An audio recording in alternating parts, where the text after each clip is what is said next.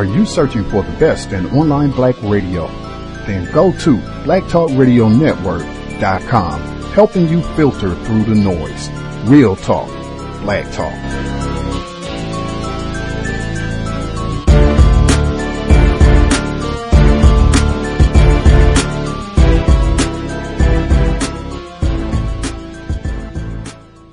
The internet is full of half-truths and all-out lies. We've all seen them, and many people on social media complaining about it. Here's your chance to show and prove. WorldAfropedia.com is a black-owned and operated encyclopedia. There are several thousand articles, but we need help. We can't uncover all the truth ourselves. So please, join us and become a writer, editor, or blogger for WorldAfropedia.com today. Every little bit counts. We owe it to the future generations to put the truth out there. Visit WorldAfropedia.com, the African-centered encyclopedia, a global database of African knowledge for the purpose of bringing about global African wisdom and understanding. WorldAfropedia.com.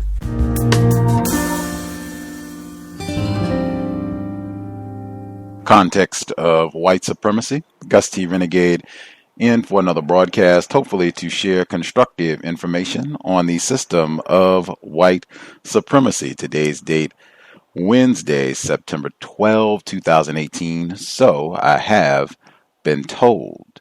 Before we get to any of the commentary on the broadcast, certainly want to make sure our thoughts and concerns to all of the COWS listeners, black people, non-white people in the Virginia, North Carolina, South Carolina area. I hope you all are taking all necessary precautions to keep yourself safe. Remember Hurricane Katrina? There was a lot of racism, white supremacy, in addition to the levee failure, storm damage, and what have you. Wow. Take precautions, certainly thinking about folks on the East Coast. That said, our broadcast for today, there was a lot of controversy, I guess, chatter about the U.S. Open from this past weekend. We did the compensatory call-in this past Saturday where we did discuss that event, but I mean, it was literally minutes after the match had concluded, and I thought, wow, one of our guests, one of our favorite guests, is a huge tennis aficionado. It would be great to have him on the broadcast. He's spoken about the issue of racism, white supremacy many times before, but specifically, we've talked about the Williams sisters, racism, white supremacy in tennis. He's given some of his views where he felt like they don't really talk seriously about racism, white supremacy very often. That hasn't really been the main theme that has come up in what has transpired over the last few days since the U.S. Open. I thought it would be great to get his thoughts on that, as well as an opportunity to revisit his book, The Man Not, roughly a year after its publication. Always a pleasure to have him on the program, joining us live from the great state of Texas, our guest, Dr. Tommy J. Curry. Dr. Curry, let's see. I'm having trouble distinguishing which line is yours. If you could perhaps do *61, I can pick out which line is you. Just texted me and said he was with us live. Alrighty, let's see. Is this you, Dr. Curry? Yes, sir. Outstanding. Thank you so much for sharing a bit of your Wednesday evening with us. So glad to have you back on the program, sir. Oh, sir, thank you for the invitation. It's always a pleasure. For sure. Anything you would like to share with listeners before we get started, in case it's folks' first time hearing about you? I'm a full professor of philosophy at Texas A&M. I'm the author of an award-winning book, The Man Not, and one of the leading scholars in black male studies. Much of my work deals with black men, lethal violence, concepts of gender, white supremacy, and the extension of genocidal logics towards black peoples all the way from slavery to the present. As you say, I'm a big tennis fan. I was sponsored by Team Prince for a while, PTR certified coach. Been involved with the activity, I guess, at least since the late 90s. Wow, I had no idea you were certified and coaching and all that. I know you have the pictures. If you folks on Facebook, you can check out his Facebook. You do have a lot of pictures. I had no idea. Very impressive. Award-winning author. Oh man, it's just a passion. Well, I support black tennis. Bravo. With that insight, even though I knew you were big into tennis, I just did not know the depth of it. So now I feel even better about asking you to come in and share a thought or two. So you were with us 10 years, almost a decade of the Cows broadcasting. So we can do lots of cool things hitting our rewind button. So 2014, your fourth time for folks. This is Dr. Curry's 10th time on the program. Your fourth time on the broadcast, the Williams sisters came up. This is what you said. I thought, what a great way to go into what happened at the U.S. Open. So this is from 2014, Dr. Tommy J. Curry. You mentioned the Williams sisters, Venus, Serena. Number one, they did a tour in Nigeria. This was right at the end of 2012. They were promoting tennis and all that. But in their conversation, they said, our greatest opponent has been racism. Now, they reported this in the BBC, LA Times, New York Times, that they were in Nigeria. All of the mainstream news outlets omitted that they said our greatest opponent has been racism. I had to read that in the Nigerian Times, and I reposted it and let people know, because I thought that was, wow, to get them to make such a statement. No, I follow tennis closely. I mean, one of the times when Venus made the comment for the first time she felt like an American when people were actually cheering for her. I think it was the U.S. Open a year or two ago, right? It turned into like a Davis Cup match, and she was so happy. And all the white people in America, lost their minds because they're like, what do you mean that she's not an American? They've spoken about racism before, but they're never depicted in that way. And then, and again, we don't criticize them. I'm very critical of the Williams sisters, because I think they come from a lineage of black tennis professionals, like the Washingtons, like their father, that knew and were tried to confront racism. But all those angry black men that have been teaching black women and black men tennis for the last 20 or 30 years, getting them past the USTA, getting them into college, et cetera, are erased. We just pretend that they woke up one morning, we got Venus and Serena Williams. Nobody thought about it. Nobody taught them X, Y, and Z, right? So I think that, that's the big part, is that they eliminate the history of racism in tennis. Another part is we don't talk about the racism that exists in tennis now. Again, we focus on the spectacle, Venus and Serena Williams, and we don't focus on why there's only Venus and Serena Williams, right? And even when they tell us racism is the biggest problem, like, but they don't mean that. They both date white men. One was dating a married white guy, or whatever the case may be. So we don't take them seriously. So that's always de-emphasized. And then what we do emphasize is, but they're for women's rights, because that's cool right now. So they're trying to help multimillionaires make even more millions, right? And that's the groundbreaking achievement that they're remembered for. So again, man, it's propaganda. If you don't read about your people, and you don't read what's actually going on, or you don't take the time to investigate the history of tennis, then of course you won't know. And then you'll just create and follow what people give you. But you're right. I mean, I remember when they were in Africa. I remember when the BBC did this thing on them.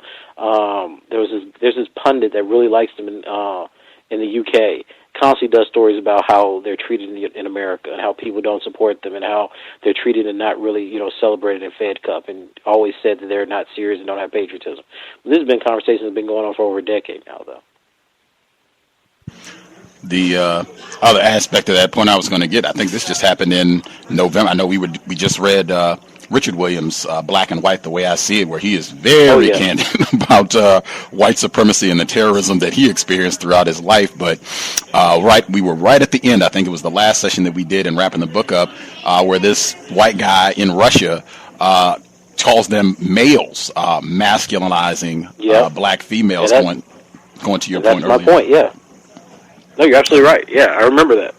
But man, if you ever hang out on the tennis blogs, Tennis Talk, any of these places, it's a study in white supremacy and racism, right?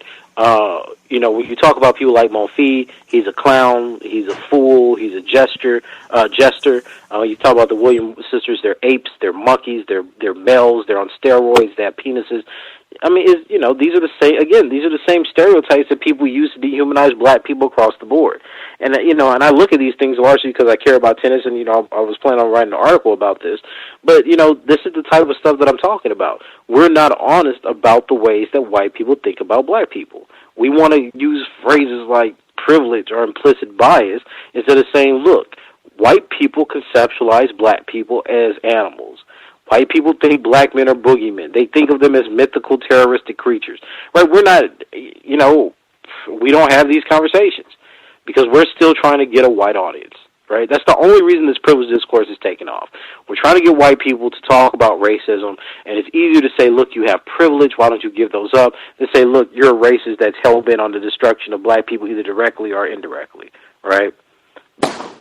Context of White Supremacy. That is from 2014. So take that little snapshot.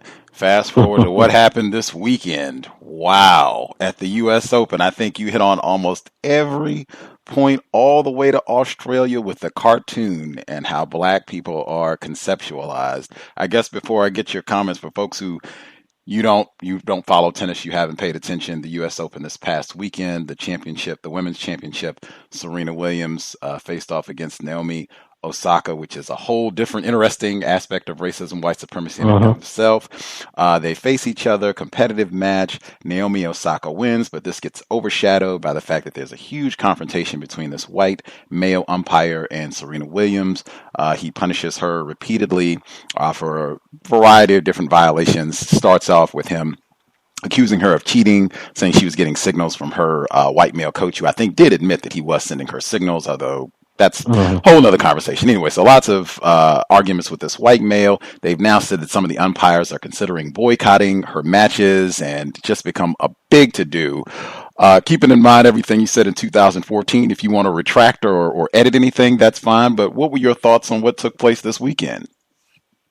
I think it's complicated, right? Let me preface my comments with this: is that when the majors come on, most people, academics, public pundits, people who never watch tennis except to watch Serena Williams or Venus Williams somehow become experts, right, on everything about the game. And I think that there's a lot of emotion and identity politics going into what happened to Serena Williams this weekend. That being said, first thing is the rules. So in terms of what the umpire did, he was well within the rules. And, Ramos is one of those, he's not like Leilani, where he actually is like a compassionate and caring person. He penalizes lots of top men, Rafa, Joker, all these people. I think Murray had an incident with him because he called him stupid, a year or two back. So he has that track record. What I think is unfortunate is that instead of us being able to talk about the racism and white supremacy and discrimination of Serena Williams, now we're getting into these arguments about unconscious bias, motivations, and what a largely white sustained WTA executive office is trying to push out in terms of their PR. Said differently, I haven't heard the WTA give a statement as to why Serena Williams is being tested more than any other female athlete in the world. I haven't seen the WTA come out with a statement that, that's talking about the racism of the French, besides that it's trying to control women's bodies. Every argument that Serena makes about racism, they translate into sexism to make a woman's issue. So I guess my frustration here is the first thing that Serena Williams says is, okay, this is sexist because you wouldn't treat a man in this way. And then the world jumps on, yeah, that's why black women are X, Y, and Z. But I'm not so sure in terms of how this incident went down that this was, in fact, an act of deliberate sexism. I think that when you combine Ramos's behavior in the past and you combine Serena's behavior when she's losing in major finals, then it's just an explosive situation. Because Ramos have given her a soft warning, which basically means an umpire would say, if you continue this behavior because you just got a point penalty, I'm going to take a game away from you. But at the same time, Serena's a professional. She's been doing this for, almost 2 decades. If you just got a point taken away from you, why do you think you badgering the umpire for another 2 minutes isn't going to leave you open for a game being taken away from you?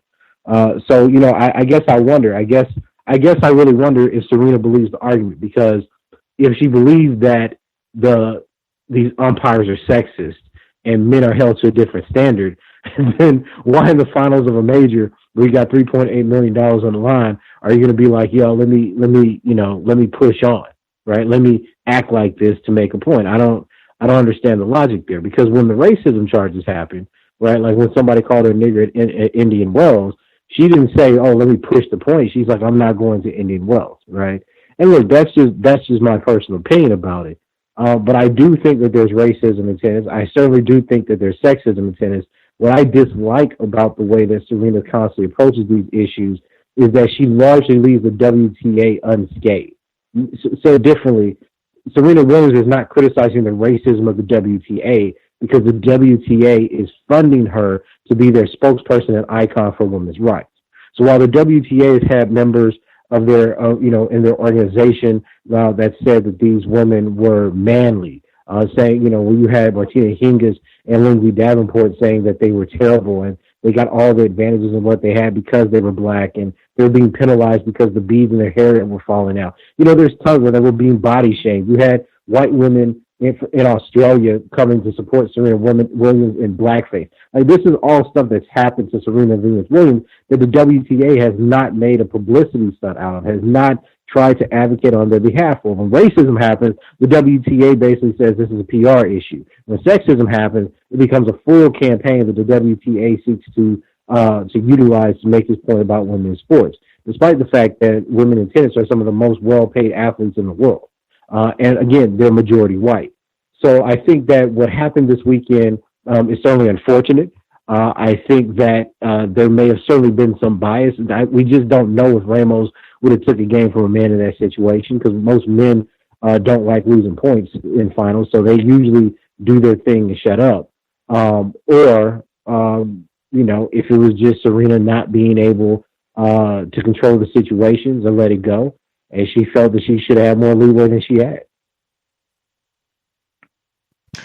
Can you cite specific examples of the WTA, like them working explicitly to promote Serena Williams being an advocate, ambassador for women's rights in a way that they wouldn't for racism?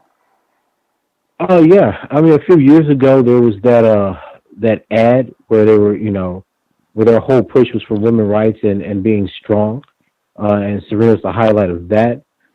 There have been several commentaries and documentaries. I don't know if you saw Ava DuVernay's documentary on women's tennis called Nine. Serena Williams was highlighted in that as well. Most of the arguments and credit for getting equal prize money is attributed to the activism of Serena Williams and Venus Williams.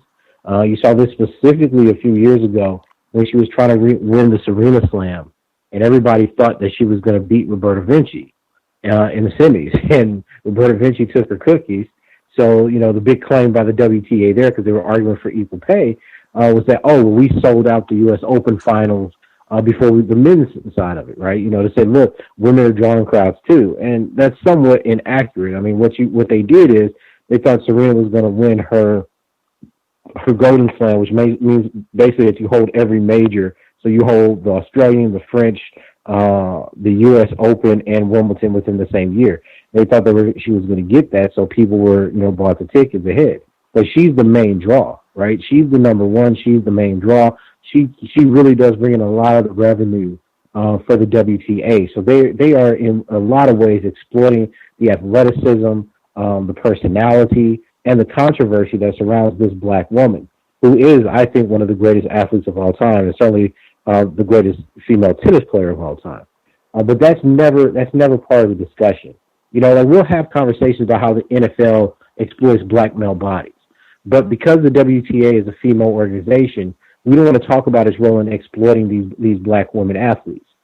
So what we do is we say, these women are working on behalf of the WTA, because we look at the WTA as a feminist organization, a feminist movement that's empowering people. And the problem I have with that is we don't look at them as white women and white men who are fundamentally capitalists that still exploit the labor of female athletes, of which Serena is one. And I think the fact that they didn't really come out and make a big PR issue on why Serena Williams was being tested more than other women in the world, I think just the history of racism, like the Russian officials calling them the Williams brothers, and refusing to apologize, and they're like, it's sexist. Like, that didn't catch much airtime. So my question constantly is, So the outburst at the U.S. Open, where she's playing another black woman, that becomes, New York Times, Guardian, etc. material. These white men in the French and Russian Federations calling them men and then banning what they wear, well, it's sexist, but it's not occupying our media space. And I think that's the difference, right? I think that's the difference between when it's a sexism issue or when it's an issue for equal pay or it's an issue of women being just as good athletes as men. Then you hold out Serena Williams. When it's an issue of racism, then basically you don't, right? Like I haven't heard the WTA make a statement, or I haven't seen any kind of press release based on the racist cartoon from Australia in the last 2 days. And I've seen statements by Billie Jean King and Martina Navratilova talking about the tirade on the umpire at the U.S. Open. These are differences in terms of how they're playing their public relations agenda. In your commentary, you said that they're taking advantage, the press, the media, selling a lot of newspapers are getting a lot of clicks on articles with this controversy where Serena Williams is playing another black female. I felt, if it means anything to folks out, I did feel a little bit special because I knew who Naomi Osaka was like way before this weekend. I had seen her and was like, oh, wow, she's pretty good. Like she's going to be great when she gets a little older. And wow, that day has come. She has, unless I've been misinformed, she has one black parent and one Japanese parent. Her conversation. Okay. And I had seen articles now it's almost going to be like before and after from Saturday for a lot of reasons in her career, unfortunately. But prior to Saturday, I had seen reports about how she's treated in Japan and the way people, talk about her, what have you. Prior to what happened on Saturday, what's your view about how she's taught her racial identity? I mean, even do people think of her as black? Do they think of her as Japanese prior to Saturday? Well, I think it was black. I've been following soccer for 3 or 4 years now. When I first saw her, I said that she was going to be good. If you go back to my Facebook page, you'll see because I basically post for every black person that's doing well on the ATP or WTA tour, right? So usually I catch them there, last year's a juniors like Taylor Townsend. She's coached by, Donald Young's father, because they went to school together. Her mother and his father went to FIS together, so they had that relationship. And so every time he changed the sponsor, Taylor Townsend has a new racket sponsor. This is the relationship that black tennis has. I have a few parents who coach their kids to D1 tennis, on my Facebook page, arguing back and forth with me about the incident. So, Osaka came on my radar because, she had a big serve, which is pretty unusual on the women's tour. She dominates with her forehand, and she has pretty good movement. She covers outside balls pretty well. So I was immediately attracted to her game. And, when she beat Serena back in March, I think she beat her in Indian Wells. I posted that too, and I was like, yeah, this is going to be a problem for Serena. Because I saw that this young woman could absorb the pace, and she could really, hurt her off the back on the side. Serena doesn't move very well side to side in recovering.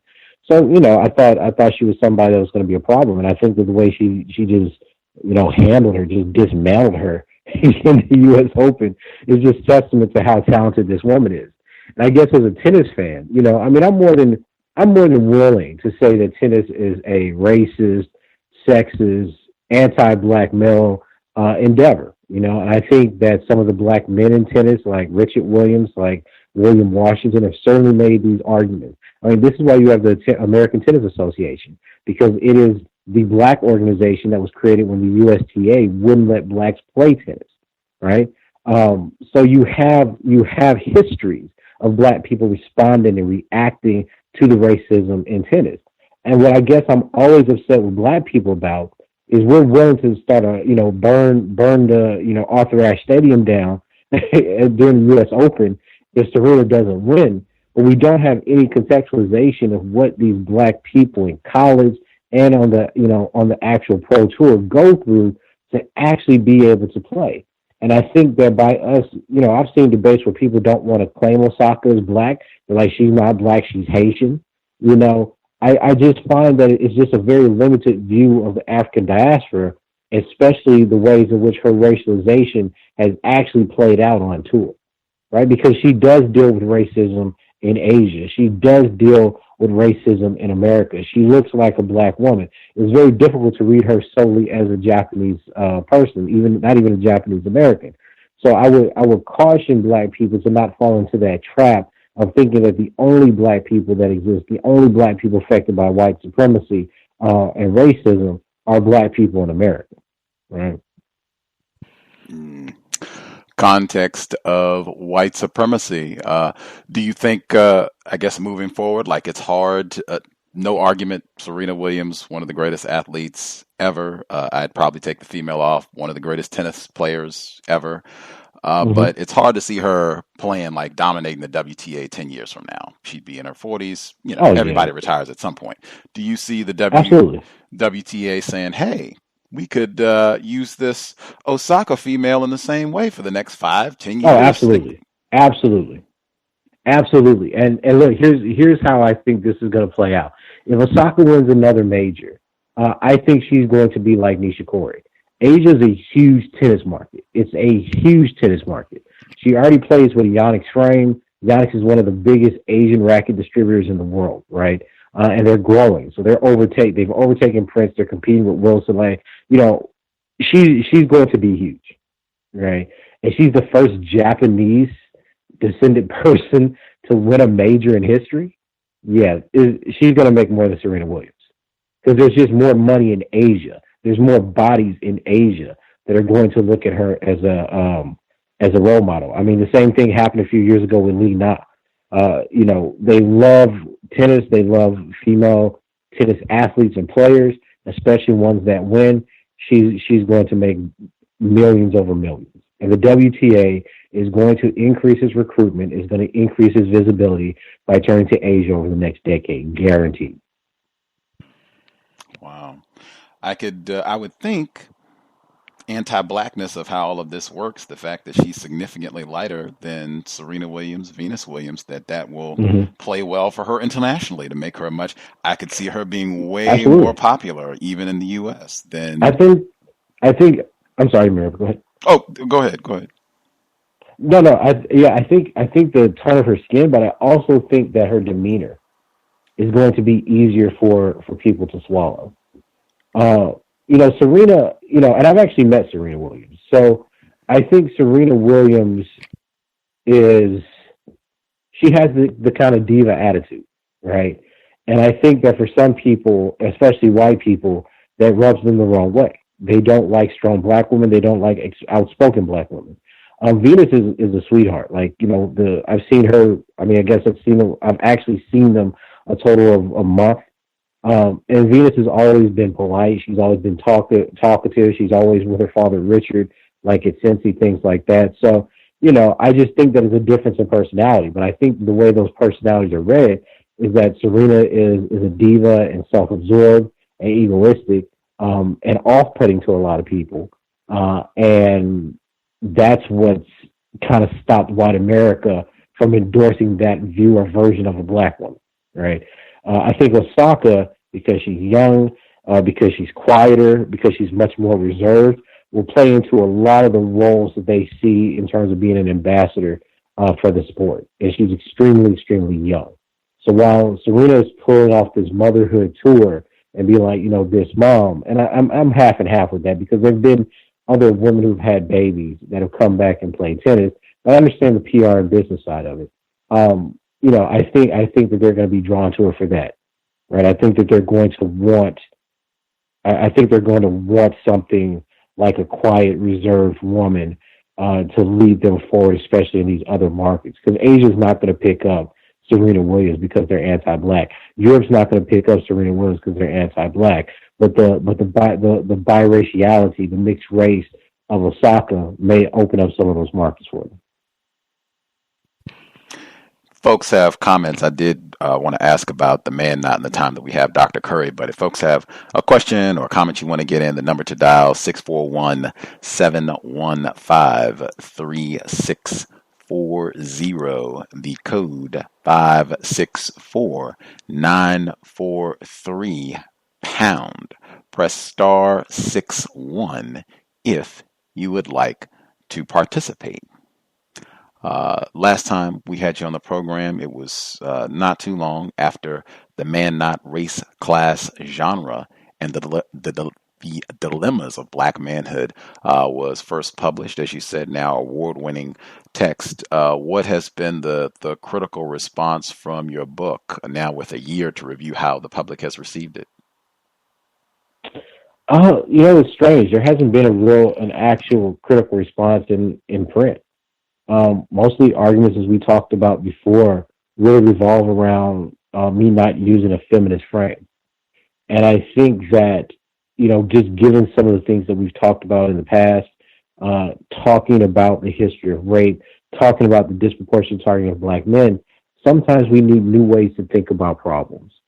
And I think that a lot of the pushback in the academy has been, well, he's not using the approved method that we say works for Black men. And a lot of the conversations I get into is really trying to explain to people this long history of racist social science around terms like hypermasculinity and patriarchy that get just drawn into gender theory and Black feminism without question. So a great example of that is just the meaning of the word hypermasculine. Back in the 1960s and 70s, the idea was that Black men were more at risk for sexual identity confusion. So if you look at the work of Joseph Kleck, for instance, the idea was that, look, because Black men don't have strong male role models, they're more likely to be homosexuals. They're more likely to be effeminate men, to suffer from female personality disorders. And specifically the female personality disorder, where Black men started to imitate their mother instead of their father, who was largely thought to be absent, that was the name for hypermasculinity. So you became hypermasculine because you internalized the role model and the authoritative voice of your mother, or the female head of household. You tried to play that out. It didn't work. So you started rejecting everything feminine, became deviant and hypermasculine. And we've just carried these words over into, feminist gender analysis, and we've made no adjustments, no deconstructions about the history of these terms. So you see feminists constantly charging Black men with hypermasculinity. You see them constantly determining that Black men are toxic masculines, and nobody questions it. So one of the, there's one book where this Black female scholar, Gail Garfield, interviews Black men, and the introduction to her book is all about how all men, especially Black men, are socialized into violence. And she's, of course, quoting Bell Hooks. But Bell Hooks' work talks about Black men as having beasts inside of them, how Black men were taught during slavery to be bad fathers, how Black men don't have impulse control. And because they crave everything for the now, that's why they're more likely to be deviant. So there's this subculture of violence thesis that still lurks, right, within in some of these early texts from Bell Hooks and from ethnographers like Gail Garfield. So what I'm trying to do is change the way we think of Black men. When we look at Black women, we say, well, look, if a Black woman came from a hard environment and she's been brutalized, she's been a victim of child sexual abuse and child physical abuse, that's going to determine whether or not she commits disproportionate crimes or murder or child abuse, et cetera, in the future. But then we look at Black men who are in those very same environments, and there are no theories about how trauma, child physical abuse, child sexual abuse, social isolation, the witnessing of violence contribute to how Black men act when they're adults. And this is despite a literature, our previous literature, that shows very clearly that exposure to trauma, sexual, physical, or the witnessing of violence determines the outcome and the perpetration of violence, be it intimate partner or sexual, that many men have in their adult lives. So my question is, why have we embraced a gender theory or a specific theory of Black men that demands that we look at them as pathological deviants rather than seeing them victims of trauma, circumstance, in their environment? And no one has been able to give me a very clear answer on that, because we do it for Black women, but we refuse to do it for Black men. So that's why in the book I say that shows that there's a kind of chauvinism in our interpretation, if not just very clear anti-Black misandry that's operated in our interpretation of Black male life and especially Black male death. And there hasn't been a written response. All the reviews on the book have been positive. I know that there's some chatter on Twitter and Facebook about the book being anti-feminist or, I guess, too critical or hateful of black women. But my work is based in, basically the numbers. It's based in history. The argument is not against, any group of people, but it says, look, there's multiple kinds of violence that black men suffer under. And some of that violence is intimate partner violence at the hands of black women. Some of that violence is rape and sexual and child sexual assault at the hands of black women. But my book also talks about how men in black communities also rape little boys. So, I think when you push past the ideology and you do something new, you're always going to have people that construct those projects as hateful and anti-black and, whatever name or term of the day they find. I am reminded the newest season of the HBO series Insecure. The primary focus of the third season is supposed to be, and it's explicitly stated, is toxic black masculinity. That's supposed to be the focus for the entire third season. HBO, great entertainment. Yeah, of course. We were reading Pam's Black Love as a Revolutionary Act, and she talked about the history of how black parenting has been maligned, and the Ray Rice situation came up, and it reminded me of the section from The Man Not. We did not cover this when you were on the program before, so I just want to read this for listeners really quick because I thought this was so important. You write, this is on page... I got off the page here. 90... I will give the page number after I read. Let me give the paragraph where I'm reading from. You're talking about Ray Rice and Tanya Graham. You write, it's far too common for contemporary feminist analysis of black masculinity to simply retreat into racial stereotypes that apply the logics of power and domination to the fundamental character of every black male in society. Black males such as Ray Rice, convicted of domestic abuse, or Adrian Peterson, punished for disciplining his child, are simply examples of how the masculine desire to dominate women and children is imposed without context or empirical substantiation. Rice's domestic assault was depicted as the fulfillment of a male birthright thought to unite all men in America despite racism and their economic distance at the expense of women and every other group. Michelangelo Signorile holds that Ray Rice's assault of Janae Rice convincingly proves there is no real need for particular distinctions in masculinity, since masculine identity as defined for generations is so culturally powerful that it cuts across class and race boundaries, bonding men of all kinds together. Similarly, Peterson's whipping of his child, whether one agrees with corporal punishment or not, is depicted as an exclusively male phenomenon used by Peterson to teach his son a lesson in patriarchy, that a man's power comes from the control and degradation of weaker others. Despite the prevalence of whipping throughout the lower socioeconomic communities generally, and within black communities specifically, it is only when black men whip children that the act becomes patriarchal and dominating. For context, when Peterson whipped his son with a switch for pushing his brother, he was charged with felony child abuse. But when Toya Graham was recorded on video assaulting her 16-year-old son, cursing at him, hitting him in the head and face, and pushing him, she was called a hero and mom of the year. Contrary to the focus on black males' use of corporal punishment, multiple studies confirm that black women of lower and middle socioeconomic status believe in the use of corporal punishment on children as a normal form of discipline. I will stop there. I thought this was extremely important, just that flagrant contrast. And this comes up so frequently. Someone else made the point with Toya Graham. They said if you just do a Google search for Mom of the Year, Toya Graham's face will still come up on the first page. I tried it earlier this year, and that is still true. Do you have a final thought on just how stark that contrast is? I do. Again, this is what I think really upsets a lot of people is if you point out, and I want to say this in all serious for the listeners, there's a belief that all the violence in the black community comes from black men. So when you get, the Rice situation, when you get the situation with Peterson, the argument is this is what black men are like. They beat children, they beat women.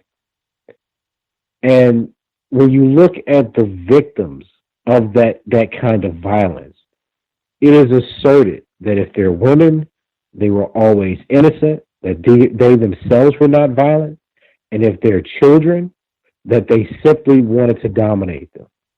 When you look at the Toya Graham situation, the violence of a black woman towards a young black boy, and I don't want to just isolate there because, a lot of the book talks about, black women abusing male children and as well as sexual assault and rape. The idea is that it's not harmful, or it's not as harmful as a man. So what we have to do is, I think you're absolutely right. The contradiction is obvious, but we have to ask ourselves why this contradiction? It's the same kind of violence, right? Adrian Peterson whipping his kid with a switch, and Toya Graham beating her kid, like slapping and punching him in the face. I mean, the degree seems to be of such that if you can get a spanking, right, or whipped with a switch and slapped and punched in the face by your mom, why does the world validate the black woman attacking the black male? Because that's clearly child abuse. He's still a minor. But there's something about the way in which we think that black men deserve violence. We think that black men are fundamentally flawed and evil, so we reward individuals. And this is what I say in the book when I talk about how black women can participate in anti-black misandry. We see how the society validates dehumanizing black male bodies.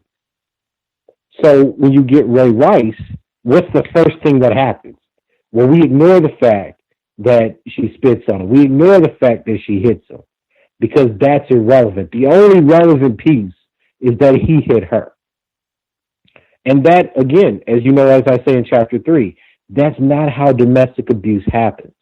Domestic abuse is not that a black man wakes up once every morning and decides, today I want to dominate a woman, so let me go hit a woman aside her head. And that's why I think the article by that guy, Michelangelo, was just stupid. Because the theory that men abuse for power did not become invented until 1982. And as you know from reading chapter 3, that theory of the Duluth model was in fact just media propaganda. It was made up. It had no scientific or clinical backing whatsoever. So what you have are these commentators and these pundits saying, oh, well, since the beginning of time, men have dominated women in this way. But then you're looking back, the theory was only created in the early 1980s. So then why do we have this investment in misreading black male violence and black male victimization? And the truth of the matter is we just hate black men. And I think that from the last year, having this debate with people, showing people the statistics, showing them the NISVS data, we've even gone so far now as we're going out and we're actually talking to black men who are victims of child sexual assault, talking to black men who are victims of intimate partner violence. The world hates black men. And the reason they hate black men is because they know that black men can literally become the depository of every negative idea they have in the world. You want to account for disproportionate violence in the black neighborhood, is black men's problem. You want to account for intimate partner violence, is black men's problem. You want to account for rape and sexual predation, is black men's problem. You want to see why black race can't rise, is black men's problem. Like, there is not a single theory that exists within the academy that has a positive view of black men unless black men literally give up their masculinity so that they can be feminists. And what I mean by that isn't some decadent notion of real masculinity, but it means that black men have to give up any cultural notions they have of being a man, and they have to embrace what the political ideas of feminism dictate their masculinity to be. So if feminists believe that black men are patriarchal and hypermasculine, then they have to embrace that idea and then seek to reject it. When in reality, black men are not patriarchs, and they're generally not hypermasculine unless they're trying to compensate given some kind of economic or traumatic situation. So there's this idea that we should understand black men as pathological, when in reality, these theories are what are pathological. We're defining them that way, which is why we interpret them that way. Ray Rice and Janae Rice are both victims of intimate partner violence. She admitted that they came from the same environment. that the kind of fighting they did happened all the time in their neighborhoods, and that's what they saw growing up. So to exclude the fact that she's both a victim and perpetrator is dishonest. The same thing with Tory Grant. Her view of attacking and beating her son is the view of punishment that she grew up with. She thinks that this works. The difference is when Adrian Peterson did it, because he's a black man, we attack and suspend him and call him abuser, and we give her Mom of the Year award. So what we have to focus on is how we humanize and what are our ethics towards black men and boys. And until we do that, these conversations are going to just keep happening. Because look, even with the situation with Brian Banks, you notice how a black woman set this man up, falsely accused him for rape just to get payday, orchestrated it with her mom, ruined his life, and there's no conversation about the vulnerability black men have to false rape accusations. We just sweep it under the rug. And I guess my question for academics and the public at large is, you have all kinds of evidence that shows that black men are disproportionately and falsely convicted of rape. You have tons of evidence showing that black men are made to penetrate at rates equal to which black women are raped in this country. The numbers are basically identical. And yet there's this just fundamental resistance into believing that black men can either be falsely accused of rape under this era of Me Too or rape because they're black men. So what is it about what we think about in the category or concept of black men that's so fundamentally marred with racism and so driven by the centric hatred toward their bodies that we can't see them as victims? And I think that's why you get this stark contradiction. I wanted to get your thoughts. This is also from the Man Not. We had Dr. Carolyn West on the program. She's a professor at the University of Washington's Tacoma branch, and she did a documentary on white supremacy and pornography. Really, really fascinating research. When she was on the program, Carolyn does good work. I agree wholeheartedly. 2 thumbs up. When she was on the program, there was one point where I was not sure. She was giving an analysis on where she was saying the data is irrefutable. Hugely popular interracial pornography. Apparently, tons of whites are watching this, consuming this all the time, have been for years and years and years and years. And I asked her, well, what do you think that is? We're in a system of white supremacy, which she agreed, gave my definition, no disagreement there. And she said that she thinks that this is because white males, because of patriarchy, sexism, what is more degrading than viewing a white woman who is being sexually defiled by a black male? And I thought about it, and I said, I don't know, something that's not landing all the way for me. I'll have to think about it some more. So I go back to. Well, can I just read a paragraph or two from the Man Not really quick before you respond? Yeah, please. Yes, sir. This is really quick. You write, fear, and this is about the prison system, and I'm obligated to mention you told us the delectable Negro because it just seems echoing in this section, but you write, fear must be contained, managed. It is fear that demands the prison, since the prison is constructed to cage the white man's nigger. The prison is designed with his sexual obsession, the white man's homoeroticism in mind. It is a physical manifestation of the racist architecture the white race uses to construct and punish the black male for its desire of him.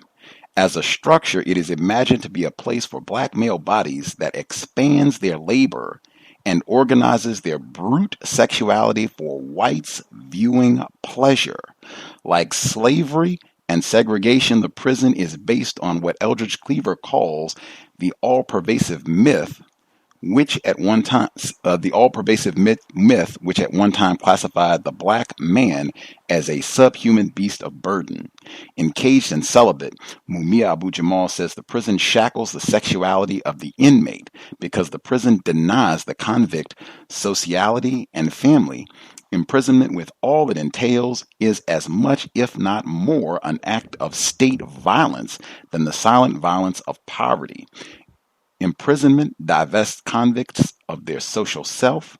It condemns all that makes the black male believe he could be a human being and aims to make him accept at a psychological level that he belongs in the prison because he is a dangerous rapist and killer. It makes the black male believe that his sexual desire can be exercised safely only within the prison, within the walls of the prison, under the watchful eye of the white man who protects all others from the black male's savagery. Abu Jamal says it should be no surprise that the prison is a hotbed of homosexuality, which in turn is intricately linked to a system of dominance among men. Although all prisons have rules which prohibit homosexual contact, it continues unabated, fanned by bans against conjugal visitation and implicit administrative acceptance. Sexuality as an expression of the convict's social existence, his possibility for love, connection with other men or women, an indication he is desired as a man, is denied. Homosexual sex is encouraged under the purview of the prison. In a prison, the playpen of white hedonism, the black convict is transfigured as a physical object used within various matrices of power directed by white desire. He is labor, physical and sexual. He exists for the enjoyment and legitimation of the white ideas created to explain his existence. He is a prisoner because he is a criminal. He is anally penetrated because he is lascivious. This, of course, is not to suggest that homosexuality is an aberration birthed by the prison. Rather, it is an attempt to show that racial domination has involved and continues to involve the power of man over man, where the homoerotic is an inextricable aspect of racial psychology, power, and white men's desire to determine the black male body's uses. Now, what were you going to say about the pornography and what Dr. West had to say? I don't know if I could follow that. I got to say, because, you know, when you read passages, it always makes me sound deeper than I think of myself, you know. So let me say, so here's an interesting thing. One of the aspects that I think, Carolyn and Dr. West is talking about is this practice in white culture called cuckolding. And I'm really interested in this because, you know, there's documents that show that during slavery, one of the aspects of, you know, that was also involved in the rape of black men was using black male bodies, or really slave bodies, as pornography. So there are several cases in the United States. Elizabeth Atwood is a good case that was mentioned by Thomas Foster. But there are also cases that this young new scholar came out with, Lamont Ado, in his book in Brazil, that document how slave owners used to have black men have sex with poor white women or other enslaved black women. And they used to masturbate and sometimes engage in oral sex, you know, while watching these practices. So I think there's a history. And I don't, you know, Dr. West did the research in terms of interracial pornography, but there is a history of that kind of dynamic within slavery and Jim Crow. Whether or not that dynamic is the same one that's generating this motivation behind cuckolding interracial sex, I don't know. But I think it's fascinating because I think that within white culture, and, you know, ironically, this is something that Eldridge Cleaver talks about in Soul on Ice. You know, he says, look, you know, part of the position of white men is to see themselves as the ideal masculine are the patriarch without body.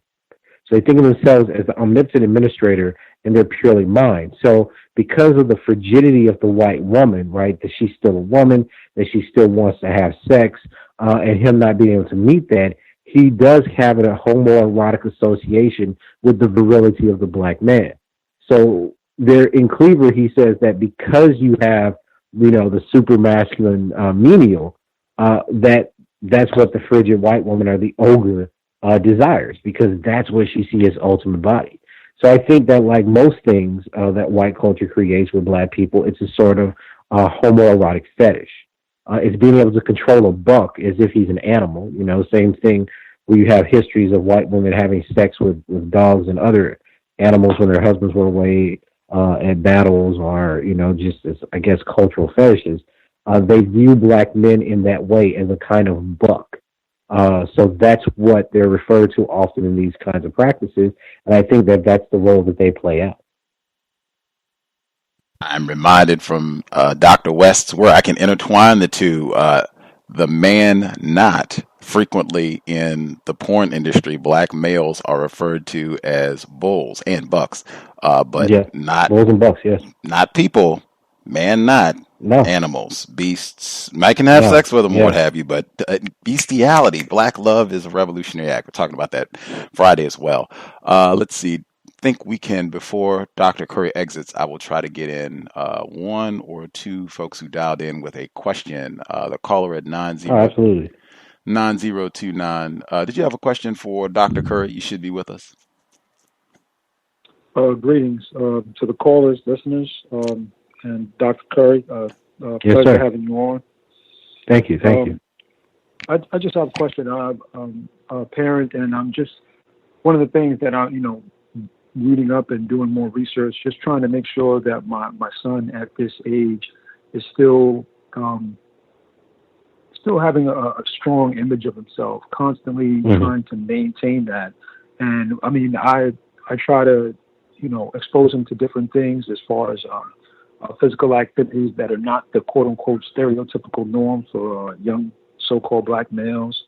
But also I give him exposure to, videos like maybe hidden colors, things of that nature that will gravitate to him more. But I was wondering if you had any other insights for people such as myself as, as parents, things that we can also give. Because I also, of course, big ups to Gus as well. I let him listen to the cows. Like he's here right now, listening, quite literally. But I how old is he? If you had any insight. He's 12. 12. Okay. 12. Well, look, there's a lot of, again, as a parent, I mean, I commend you for doing everything you can to socialize a young black boy into living in this world.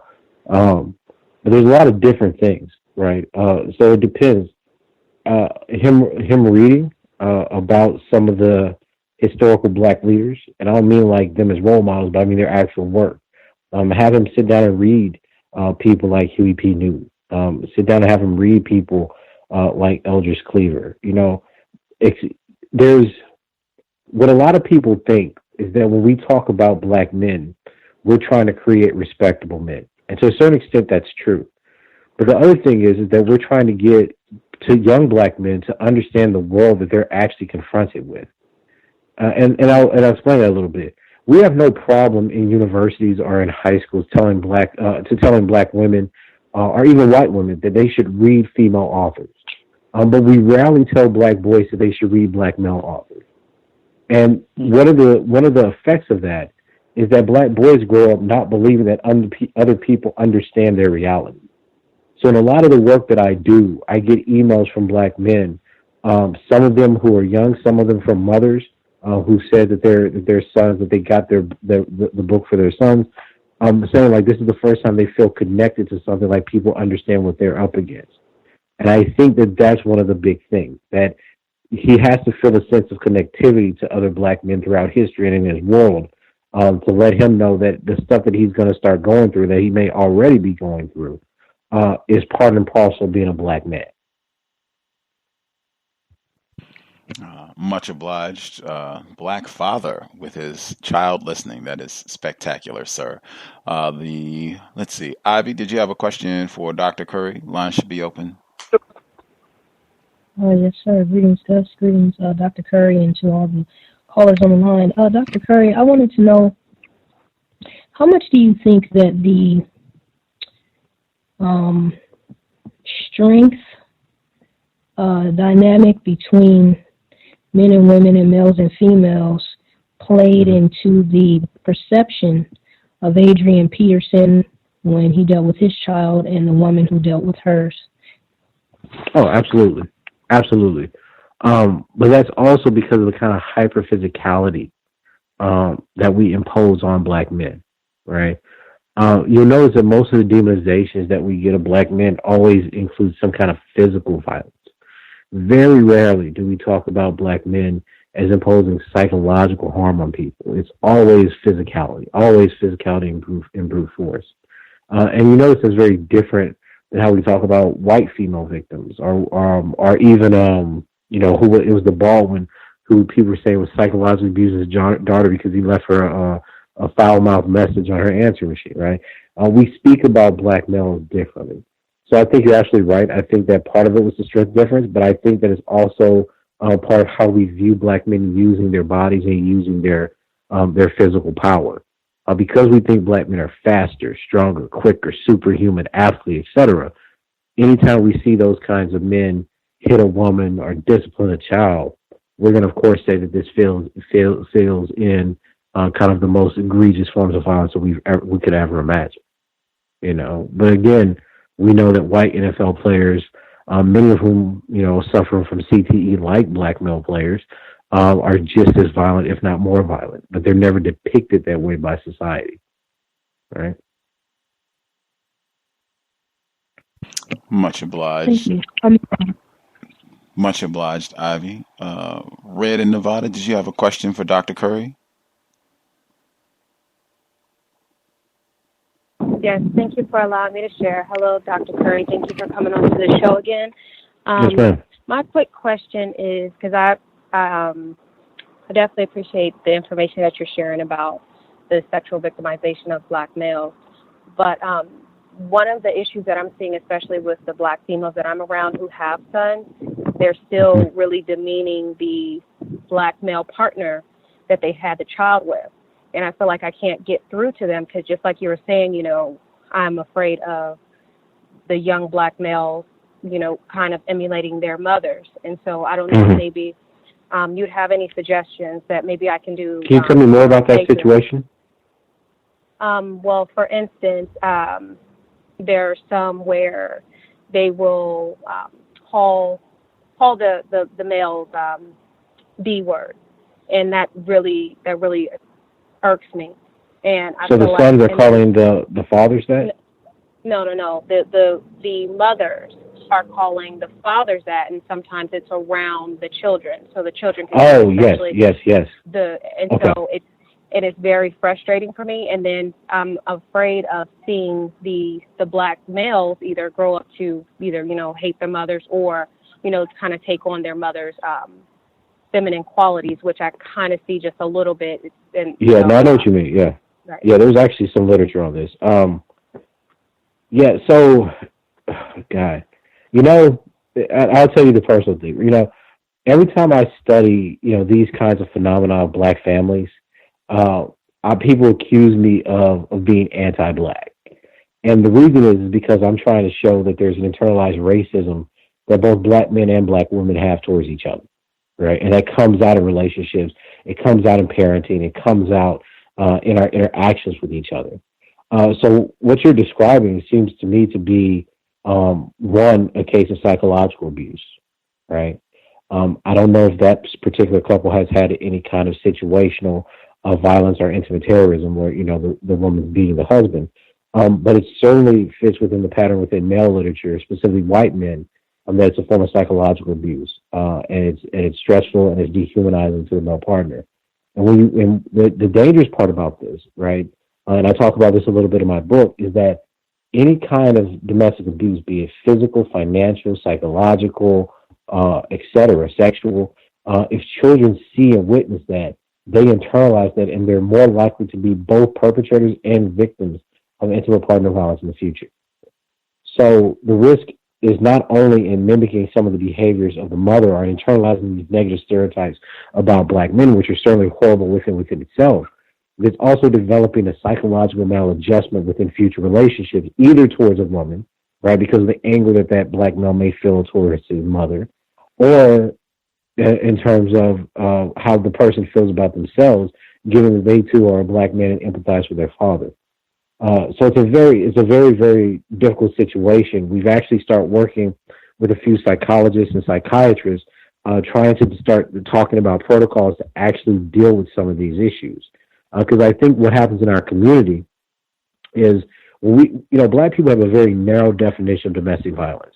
So when you look at, white people's definitions of domestic violence, basically anything that demeans somebody is a form of domestic violence, right? You controlling money, you're not letting them speak to their friends, you belittling them. That's all domestic violence, within the white literature, especially even in the white male victim literature. But when you talk about black people, we have none of that, because the way that we define domestic violence is just so overwhelmingly based on physicality and the idea of a female victim. So we don't have an analysis of female perpetrators, and we don't have really any evidence or testimonies from male victims that are talking about what psychological or verbal abuse is like. So I think in that specific situation, you're absolutely correct. But I think that the effects of it are going to be so much more far-reaching than just, taking on the mother as the dominant, figure. It's going to also affect how they view domestic violence, future relationships, and even their own self-image.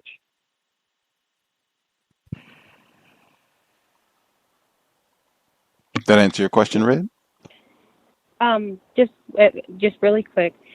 Do you have any maybe suggestions that I could maybe provide to the mothers, or even like, I don't know if, because I don't think that they are completely, I guess, on board with like the feminism, but I'm wanting to try to stop it so that way it doesn't keep perpetuating, because they'll bring up, well, this is what he did to me, and this is why I could call him this, but I feel like it's just kind of like this back and forth. That's all. Are you a counselor or? No, I'm not a counselor. This is just stuff that I'm, seeing around me. So that's all. Okay. Well, I'm happy to pass some literature off. You can email me, and I'm happy to pass off the previous literature. But this is one of the reasons that we need mental health services in our communities. This is really something for like a social worker or a psychologist or a psychiatrist, or a family therapist to really deal with. Because it sounds like there's, different kinds or different layers. Because she can very well be right, some of the sense of neglect, or, maybe she feels like she's taking some abuse, and she's retaliating. It could be retaliatory violence. So, these are things that we should see in our communities and try to address, but we need, actual specialists who are aware of these dynamics in our communities, trying to solve them. But just email me. I'm really easy to find on the internet, and I'll be happy to send you the kinds of materials that I was just talking about. Thank you, and I'll mute my line. Thank you. I will email you. Great. In addition to coaching tennis and writing award-winning literature and being a husband and father, lots of time commitments. Do you have time for another question, or do you need to exit? Yes, absolutely, yes. Let's see. The person who dialed in last four digits, 1553. Did you have a question for Dr. Curry? Good evening, Gus. Good evening, Dr. Curry. Dr. Curry. Yes, sir. Pleasure to talk to you. Okay. Serena Williams. She spoke when she spoke up for what she felt was foul play from the referee. She spoke to sexism. And do you think that it's easier for her in a white-dominated sport to speak up and call sexism out and racism? And also, do you think that her opponent, Osaka, when she had to correct the commentator and present that she was biracial and talk about her Haitian heritage, and also the racist cartoon that depicted Serena in a very grotesque way. Do you think that speaks to that contradiction, that Serena can speak out for sexism? It's easy for her to speak to that than to speak to racism in the sport? No, that's a great question. So let me begin by saying that I do think our women do experience both racism and sexism, very similar to how black men experience racism and misandry, right? However, I think that the way that she interprets that leans heavily towards sexism. And I think that's because of the corporatization of women's rights right now. So right now it's hot to say, look, I'm a woman, I'm being silenced because I'm a woman, I've been abused because I'm a woman. They're kind of the minority of choice.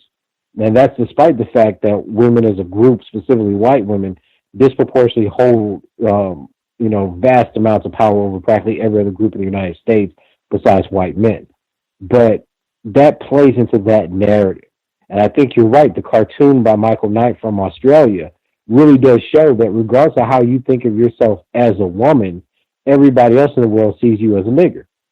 And I mean that, I mean, the ER nigger, because the characterization, or rather the caricature that we saw in that Australian cartoon, suggests the rationality of a white umpire, and Ramos is Portuguese, he's not white, and a white tennis player with blonde hair. Osaka is not a white woman with blonde hair. She's a Haitian Japanese American, right, who lives in Florida. And then you have this spectacle on Serena Williams, who's represented very much as an ape, right, jumping up and down on a broken racket with a bib.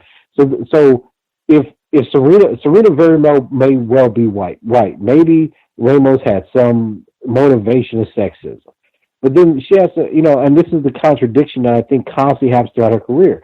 Then why is it that when you're fighting for women's rights, but nobody's ever attacking you on that because you represent white women? The attacks you get are from racism, for your body, for you being too strong, for people saying you look like a man. And I guess that's what's always puzzled me about the rhetoric she uses. Nobody would deny that Serena is both black and woman. But the question is, why is Serena not focused on being black and woman? She focuses on being woman. Even in the press conference, she's like, well, men say this, and women can't say this. And I just find it immensely fascinating that she would, there's no analysis as, look, there are two black women in a major final. How many times in history has this happened? And instead of us being able to fight it out based on athleticism or the talent of the people, you have Ramos picking this fight based on something. Right? She could have contextualized it in that. She still had the power to contextualize it in that rhetoric after the event happened. And yet again, Serena did not point out that this is one of the first times that you had two black women in a U.S. Open final in the last decade. So what is it about the race card, right, or about the race conversation that makes Serena so uncomfortable with having? There's something very interesting there. There's something that she could have pointed out about being a black woman on tour. And I think that, and again, this is why I think it's interesting, because remember, you almost had four black women in the semifinals, right? You had Serena, Madison Keys, Osaka, and Sloane Stephens lost. But if Sloane Stephens didn't lose, you would have four black women, two of which are black Americans, and two of which are biracial, identify as biracial, in a U.S. Open semi.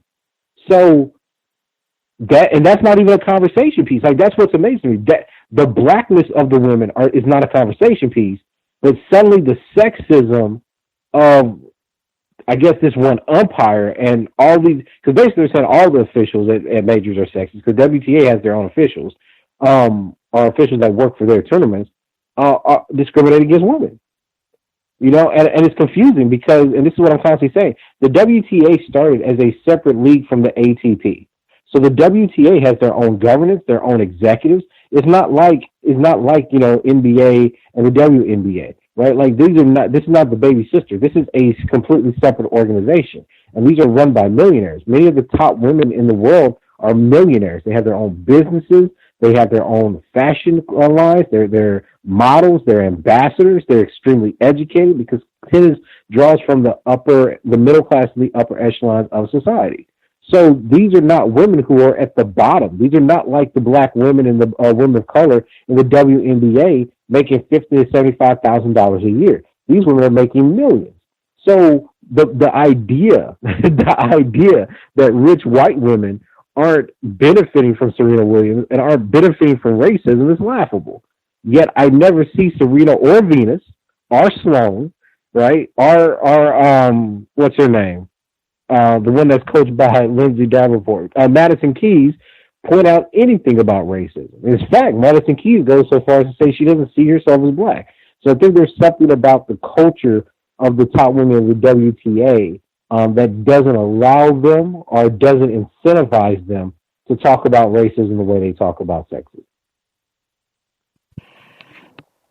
Benefiting from Serena Williams, benefiting from racism. Great point about the white women at the WTA.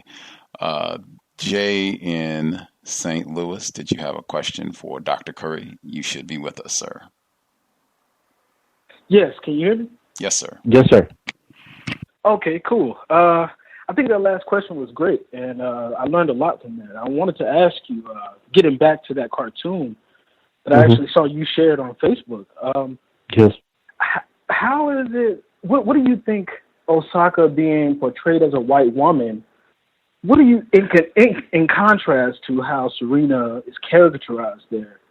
What do you think that tells us about how the white mind fashions black bodies?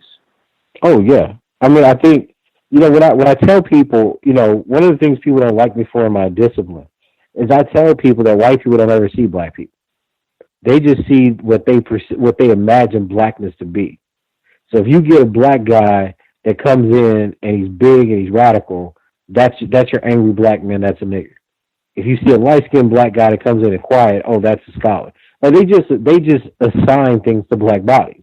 And the same thing happens with Serena Williams, right? And that's what I said is that, look, I'll give you a great example of this. I'll give you a really good example of this.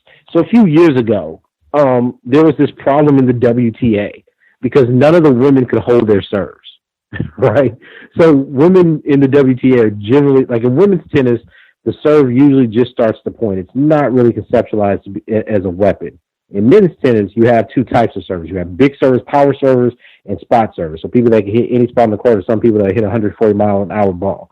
So one of the things that Navratilova said was that it's ridiculous that the women in tennis look more like models than they do athletes because they're not able to actually play the game. And her comment was based on the fact that, look, I came over here. She's always been about fitness. She's always been about strength training. And she's like, these women can't successfully play the game. You have Serena Williams, and this is what's funny about her, who has a great serve, for a woman tennis player, for a female tennis player. Her percentages are high. She hits her spot. She kills women with her serve, basically. And who hasn't always been in the best shape when playing, and now she's older, so she has injuries. And they still hold her up as this hyper fit specimen of a tennis player. And then when you see that, and notice this what's happening. So on the one hand, you have a white woman say, these other white women aren't athletes. You have Serena, who people say are overweight, fat, not in shape. They're like, well, this is an ideal specimen of an athlete because she's stronger than all the women on the tour. And then you have all the white people saying, well, because she's stronger than all the white women who are out of shape and can't hold serves, then she's really a man. You see what I'm saying? So the ways that white people perceive blackness is based in what they make as a caricature of blackness. There's no mistake. Serena does not hit the ball like men, meaning she doesn't play with a modern forehand. She doesn't hit a ball with a lot of topspin. Her ball path is practically linear. There's no way if you're going in a lineup and you took off people's faces and you saw Serena hit and men hit, you would mistake her ball as an ATP kind of ball. It just wouldn't happen. So the comment's not based on her level of play. It's based on the racist caricature of black women being more masculine than fragile white women.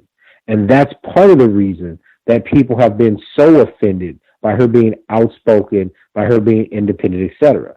And that's why I say, like, I'm not a Serena fan because I didn't like her behavior and the way she interacted with other women. I didn't like how she interacted with my wife, who spent a week trying to get her autograph. There's a lot of things about her personality I don't like.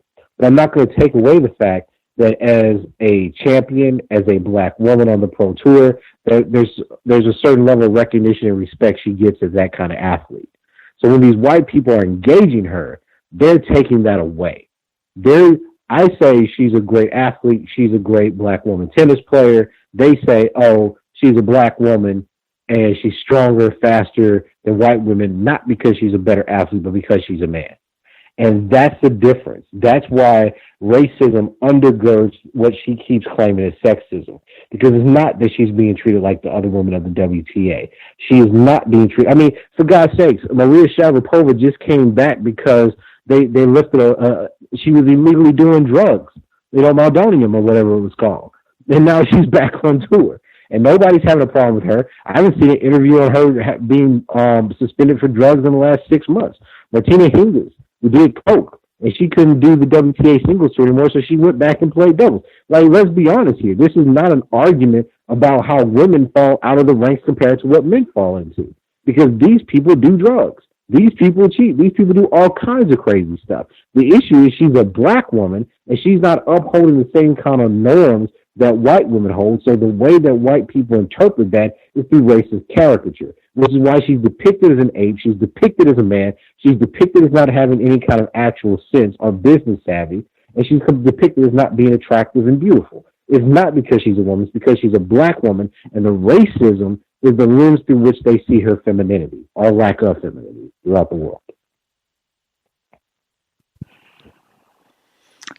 Much obliged for the question. Caller at 2812. Did you have a question for Dr. Curry? Sure. Good evening. Thanks, Gus. Good evening, Dr. Curry. Good evening.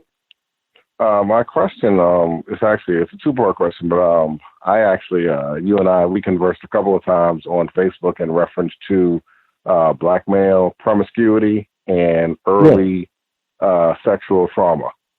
And one thing that I noticed particularly, and this triggered my question today, was that there's an episode of Ayanna Fix My Life. And there is a former NBA player that is married to a black female. Mm-hmm. And Ayanna is sitting down with this young man, and he admits to having sexual relations with about 300 plus women in his life. Mm-hmm. And when Ayanna asked him about that, he just said he didn't know why he did it. But I immediately thought about your work. And when you read every single comment, Dr. Curry, literally, no one asked what might have triggered any of this behavior. Mm-hmm. It's all what's wrong with this guy. Right. And what I was going to ask you specifically is that what things can us as black fathers, black men, husbands do to kind of, I don't want to say necessarily change the narrative, because black males are compensated in the system of racism very well to exhibit this behavior. But what are some basic things on a level that we can help to kind of change the narrative a little bit, not only in the entertainment, but in our households as well? Oh, no, that's a great question, sir. Great question. The first thing is I think that we have to reprogram our communities into seeing black men as victims of sexual violence, right? So, if you're on my Facebook page, I posted maybe a week or two ago the NISVS data that kind of showed that black men had contact sexual violence, were being made to penetrate an unwanted sexual contact at rates very similar to their black female counterparts, right? We have to start generating that conversation. We know that, when we look at the DSIM data, that black boys are disproportionately victims of child physical abuse and usually get more severe forms of child physical abuse than their female counterparts. These are the kinds of narratives of vulnerability that we have to start telling in our communities and in our households. So we have to have conversations of like, look, here's what it looks like if, a young boy is being approached, not only by a man who's a pedophile, but a woman. Here's what sexual coercion and sexual manipulation looks like on a young boy in his teenage years by a peer female or older female, right? These are conversations that we generally don't have, because our view is, well, women generally can't harm black boys sexually. So even though we know that black boys generally lose their virginities between the ages of 9 and 14, right? We seem to keep ignoring that fact. We don't want to see it as statutory rape. We don't want to see it as sexual assault or abuse. So we have to educate black boys and black families and black communities into what it looks like for black men to be sexual victims. That's the first thing. And the second thing is we have to teach black women, right, what it means to have a notion of consent for young black boys. Because I think that a lot of the time, I remember, look, I was 12 years old when I was in high school. My birthday was late. And there was a woman. I knew her because I had a crush on her daughter. And she drove up in a car. I'm 12, man. I'm, not having a sexual thought in my head. And she's looking me up and down, and she's like, oh, you're gorgeous. The things that I can do to you, to teach you in a bedroom. Things of this sort, right? And she's driving up in the car telling me this, right? That's what I mean. Like, we have to teach people. We have to teach our community that that's not the proper way to look at a 12-year-old boy, right? That they have feelings, that they have vulnerabilities, and the last thing is that if you do this will hurt him. He will become these types of things that you say that you don't want black men to become, or you don't want your black son to become. So it's a whole re-socialization that we have to do that I think needs to be done by breaking down the data in a way that our communities can understand and changing how we think black men are only kind of perpetrators of violence and not really victims of it. Thank you, Dr. Curry. Appreciate it. Thanks, guys. No, thank you, sir. Thank you. Much obliged, sir. Before, when there was a caller that asked, I think it was literature for children, and you were saying that it's a lot of times black children, they do not see black male writers particularly. Ta-Nehisi Coates, he seems like he's, promoted pretty regularly. I think Malcolm X is required reading in schools. You don't think you would bump into those texts along the way in your travels in school and such? I think so, but it's how you interpret them. Like if you interpret the autobiography of Malcolm X as the story of one great black man, I think you missed the point. I think that what we have to start doing is having real conversations with black men and through the narratives of like the reason I said Huey P. Newton is because Huey P. Newton founded the Black Panther Party, made incredibly progressive statements on homosexuality, women's rights, got a doctorate, right? Still ended up in jail and was ultimately assassinated by the state, right? That's a story that I think teenage black boys can understand given the violence they see coming from the state, coming from the government, and the way that they're pursued. Now, that doesn't mean that we shouldn't, read these other figures. I'm not saying that. But I think what we have to push on young black men is that you're being socialized and you exist in a world that will see you as both black and male, but not a rational man. And the effect of that is that you can be in your house and a cop could walk in and shoot you and no one will care. Right? Like there's outrage for your death. There's not support for your life. And that's an incredibly burdensome position for these young men to be in. And I think that we have to find a way to reach them so that we can counteract the effects of suicidal thinking, depression, and social disengagement and ostracization. Suicide Prevention Day was earlier this month. I posted about that on my Twitter feed. I did want to make sure I asked before you exit. They just had a documentary on Trayvon Martin. They just had a documentary on Michael Brown Jr. The BBC, they did it was like a 3-part documentary on Stephen Lawrence, black male who was killed in the UK, stabbed to death by a gang of racist thugs. And it just seems like no end. Khalif Browder, I think they had a documentary on him last year. This consumption, and I think we've talked about this before, where in one aspect it's the protest will come out in outrage, and now as though this, I don't know, is supposed to is giving recognition, or this is somehow in the name of we'll give more attention and tell about the life and what happened to Trayvon Martin in the hopes that this doesn't happen again. I don't see it that way. I just see this as another form of necrophilia and consumption of black males in life, and even in fact, I didn't even get to talk about it. We had Jasmine Iona Brown on the program last week, a black mother in Seattle, and she was talking about her foster children, black males, and she said the way that they were depicted in a documentary, it was horrible. They were just shown as just slabs. There was no humanity. It was totally undignified. And I was stymied. We weren't on to talk about that, but I was stymied that she, brought this material out in the way that she presented it. But that's the way that I view this. I don't view anything as constructive about it, and I try to avoid watching this content. It just seems delectable Negro consumption in life and in death. What do you think? I agree. I think I mentioned before. Like I can't even to this day I haven't seen Fruitvale Station. And that's why. Like I know how the movie ends. The black man dies. I know how the documentary ends. The black man dies. Every day, black men die. And then I'm in a culture and in a job where people tell me, but even though black men die so much, you can't talk about black men dying because that silences black women. But what about this? Oh, but you can't say, everything is about us being, having this kind of faux activism. So a black man dies. We're outraged, but basically almost 300 black men die a given year based on police homicides. So almost 6,000 die a year based on homicide in the United States. Right? Like, so if we're concerned with death, or more importantly, what we should be concerned with is black male life, then why are we not investing in black men before they become corpses? And that's the problem I have with these identity politics. Nobody's saying, if we care so much about black men, then why is everything that comes from BLM, why is everything that all the theories that come out of the academy talking about black men as predators, rapists, patriarchs, hypermasculine, pathological, want to dominate women, children, and gay peoples?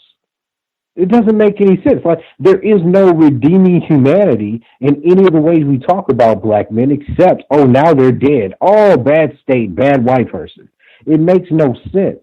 So if we're going to have these documentaries, they need to focus on the conditions of the people that they come from, the lives of black boys, the vulnerability of black boys, the sexual victimization of black boys, the lethal extermination of black boys, and protect them from that. Don't tell me after Mike Brown's dead that you want to find out what really happened, right? Because we know that cops lie. We know that cops kill black men. We know that there's women out here, just like the woman out there in Tuscaloosa, Alabama, shot a black man on Facebook Live, and people were saying that he deserved it because he shouldn't have been cheated. There's no evidence whatsoever this man was cheating. He didn't want to sign divorce papers. His wife and him were getting divorced. This is evidently the woman he was dating in the meantime, right? But he got shot by a black woman, so let's not, he probably deserved it. There's a real dehumanization that goes on. And that's not, and I don't understand why the people are making the movies, because they're like, well, let's make a movie about who this person was, instead of this caricature the white media is giving us. But why do you wait till this person's dead to do that? Where are the black movies, instead of making a documentary about the black men die, where are the movies that you're funding that are telling black men that they can imagine something? Right? When people play Hidden Figures, it was like an ode to the brilliant black women that history forgot. And I saw the movie. I thought it was okay. I didn't like the white savior complex with Kevin Costner, but nonetheless, I thought it was a great movie. I took my daughter to see it because as young black women, I want them to see that black women can and have achieved. Right? But what are the movies that if I had a son, I could take him to? My daughter goes to school pretty close to where I live. And they had a book fair. So I go in there, she tells me what books she wants, she picks out and, I buy the books for her so she can carry around, for school. It's a big deal when you're in elementary, right? So, there was one little black boy and he was only black boy in her class. And, I walked in there, he didn't have a lot of money. And I said, look, man, is there a book that you want? And I asked the white lady, I said, look, are there any books where the protagonist is a black male? She didn't have a single one. A single one. Out of all the books, they had books on, girl empowerment, beautiful black girls. They had one on Asian. Not one book of a positive notion of black men, except for one book on Jackie Robinson. So when you see this, right? When you see how there's a systemic neglect of the humanity of black men, I guess my reaction to the film is like, are we trying to refute what they said about their death? Or are we really invested in how they live? Because if we're invested in how black men live, then it's going to take a lot more than a film to change the way that we view them. Like, why, because these films are put like Beyonce and Jay-Z, if they're so invested in that, then why aren't they investing in professors, since they want to do, all the activism that are writing about this stuff? I'm not saying that because they should invest in me. I'm not a big Beyonce fan. Jay-Z was all right back in the day, but, didn't think he was the best rapper alive. But why aren't they putting their money behind people that are really trying to change communities? That's not what they're doing. So I don't know. I think there is a kind of necrophilia associated with the consumption of dead black male bodies. I think there's a repetition of the dehumanization that comes about from us viewing black men as predominantly corpses. But at the same time, I understand what they're trying to do, but it's not going to solve the problem. You can't shame white Americans for their killing of black men because it's a ritual. It's always existed. So, to think a film or a conversation or protest is going to stop that outside of a structural change overlooks the foundation it's had within our histories. You said Hidden Figures. You could take your black daughters, to see that Marvel's Black Panther. Is that one that would count? You could take your black male children. Michael B. Jordan is in that. You didn't see Fruitvale Station. You could see Michael B. Jordan in Black Panther, Marvel's Black Panther. Yeah, but I got problems with Black Panther. And I know that's an unpopular opinion, but I actually read the comics. I got problems with Black Panther. I think it's a Disney film that's whitewashed. And I understand that, but at the same time, Black Panther, T'Challa's brilliant. I mean, this dude has several doctorates. That's not what you open with. The brilliance of T'Challa is overshadowed by the crisis he has with his father, right? And this is what I'm saying. Like, look at the argument, right? So the argument is he thought his father was a great man. He finds out that his father was not a great man. And he has to decide whether or not Africans in Wakanda actually are black like the black people throughout the rest of the world. I'm like, there's so much more that could have been done with that story. You know what I mean? There's so much more that could have been done with that story. The same thing with Killmonger. I mean, Killmonger has an MBA from Harvard. He speaks multiple languages. He's a political genius. None of that comes through. So, I mean, to me, it reduced black men to their bodies yet again, instead of really developing the character. I mean, hell, Shuri's the most intelligent person in Wakanda, if not the world. And I mean, like, Shuri's certainly intelligent, but like T'Challa has developed a whole kind of physics to deal with like vibranium, adamantium, and like antimetal. So I just get frustrated with the ways in which black men are constantly being intellectualized to fit within these preconceived notions of how we think they should act and behave in the world. I was not a Black Panther fan myself, so no problem with that opinion here. No, I mean, I understand why it's commercially successful, but man, like, we need our own stories. We need stories of black families. We need stories of black people. And when I say that, I know the people in the cabinet are, he's talking about heterosexual nuclear families. No, but what I'm saying is that we need stories of black people loving each other, being that same sex, heterosexual, etc. Show me a black story of a black boy triumphing. That's not him being a damn athlete. Show me a story about a black family, a black man and woman who support each other.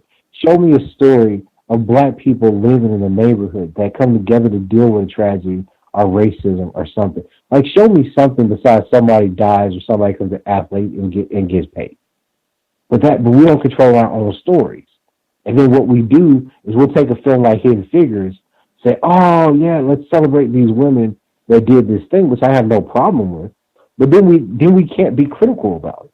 Like, if these women really did launch, I mean, they basically also helped launch Star Wars programs and shooting nukes through space to the rest of the world. Like, all of our achievements cost something because they help white people.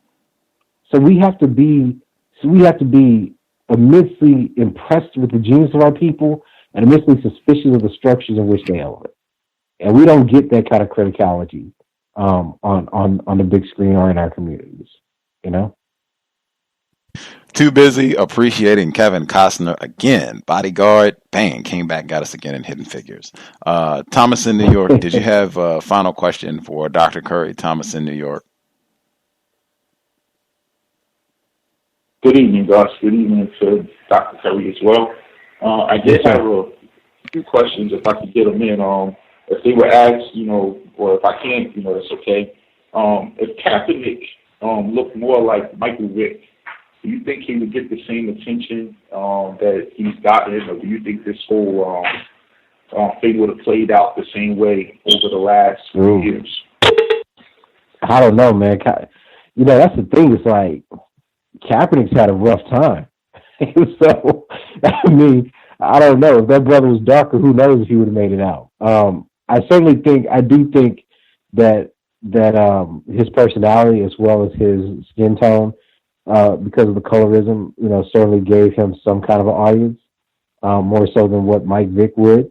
But at the same time, man, I mean, I think that him being a black man still has just wreaked tremendous consequences for his career. Because think about it, he's kneeling.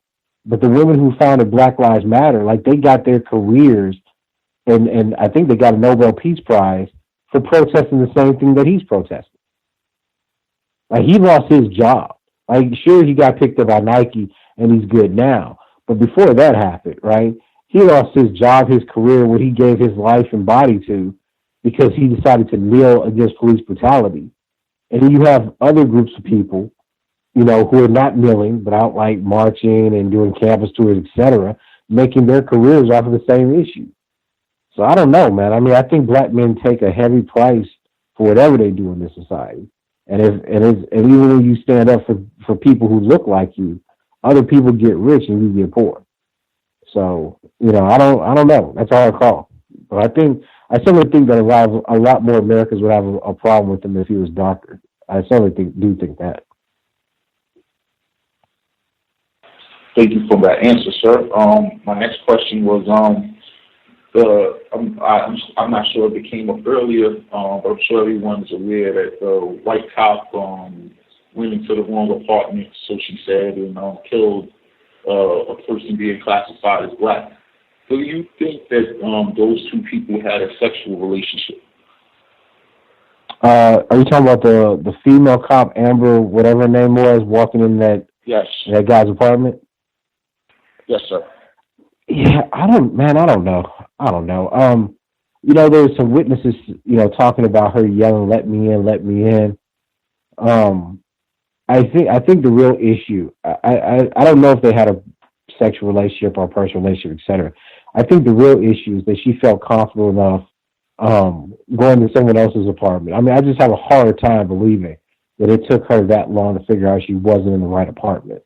Killed somebody, and then somehow believes that she can still walk away from it. You know, because think about it. Like, let's say, because, you know, it's an apartment. So if your door is not broken in, how the hell are they getting in it? Right? She's like on the 3rd floor. So her choice was, I will walk in this apartment. Somebody didn't listen to me. I'm going to shoot them 2 times in the chest. Then I would turn on the lights to figure out, oh, it's not my apartment. Call 911. It just seems unlikely to me. I think something else went on there. I don't know if it was a sexual relationship, but it just seems unbelievable that somebody could walk in another person's apartment with the lights off, shoot them, and they didn't, you know, feel any physical danger, right? Because she didn't say the person was coming at her, etc. And then walk out like, this is okay. I'll get off of this. I'll shake this one off. Seems too unlikely to me. Yes, sir. And my very last question, as a black scholar who's, you know, dedicated their life to solving the problem of racism, white supremacy, what, in your opinion, is the solution to this problem? And do you think that we can have a time frame on when we can get a solution done? And that's my last question. Nah, man, like, you know, the problem is that a lot of black scholars in the academy are rewarded for lying, right? So racism is that ugly problem that nobody really wants to deal with because it's so much more complex than any of the stuff we read, right? You're not going to read about the rape of black men during slavery because nobody wants to talk about how sexually perverse white men are. You're not going to read about the rape of white women raping black men because that just messes up with what people say white women are, right? So what ends up happening is we don't even know how deep racism goes, right? So, you know, we show the postcards of white people feeding black babies to alligators, but man, think about the moral and the psychological depravity of people that view black people that way, that you're using black babies as gator meat. Assuming it's true. Right, because we don't have any historical documentation, we just have the images. Let's assume it's true. So how do you solve that problem? This isn't sexism. Sexism is you know, well, I don't think women are superior or equal to me. Okay, but I'm still marrying those women. They still benefit from my wealth. Right? Racism is, I think we should systematically eliminate the people who do not look like us because they're inferior and they're a pessimist to the world. I don't know how you solve that problem. And I don't think black academics generally know how to solve it either.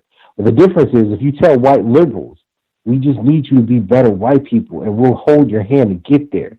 If you say you just have to learn to live up to your values because your values are brilliant. So if you appeal to the egoistic nature of the white liberal, that you're ultimately correct, you just need to tweak it. Or look, you got this great idea, you just got to learn how to use it better. The white liberal's going to love you. The white liberal's going to be like, yeah, that's the solution. Because it doesn't cost the white liberal anything. Because it actually empowers the white liberal to act as if they're some form of deity over white conservative and other radical black people. So it's a constant valorization of the white mindset to be like, yes, I am the most intelligent and virtuous person in the world. It's a form of intellectual narcissism. But if you actually say, look, this is how complex this stuff is, so we can't even begin to understand how to unravel something that's not just located in economics and politics and law, but something that's rooted into the very culture and the architecture by which people think and rebuild and structure organizations and propagate their race, then they're like, well, it seems like it's hopeless. And I was like, well, it may be. Oh, well, we can't accept that. So we need something that can get us paid. So let's tell white people that we can solve something that we know we can't solve. So that's a long way of saying I don't know what the answer is, but I do know that throughout history, when things like this have existed, the only way they've been fixed is when civilizations collapse. So, this problem may eventually be solved, but the world as we know it's not going to exist. So that's the best I have. The best thing I think we can do is try to mediate the effects and consequences it has on the lives of black folk, black men, black women, black boys, and black girls, because it's extremely dangerous. And the targeting of black men under this Trump administration, I think, really does demonstrate that racism is a form of misandric aggression that's dedicated towards the control, managing, and in some cases, elimination of racialized populations. So we got a lot more work to do to understand this kind of use of lethal and exterminating violence towards our people. Much obliged, Thomas in New York.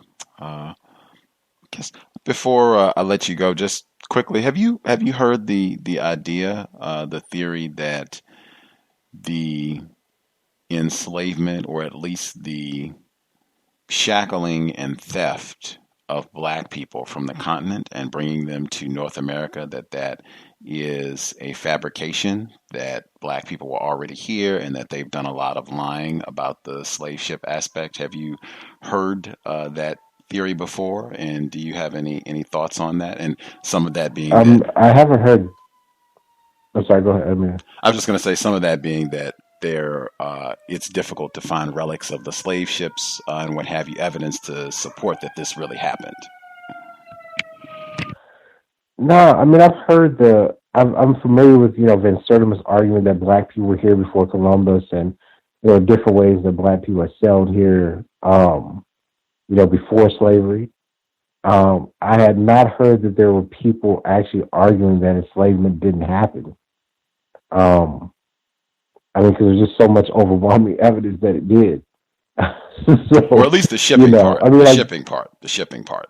But there's logs. Like in other countries, there's actual transcripts and logs of slave ships and slave companies and contracts. Like Europeans wrote down so much. I've never heard it. So I'm happy to, if you could send me the title of the work or the book, I'm happy to read it. I've just never encountered that argument.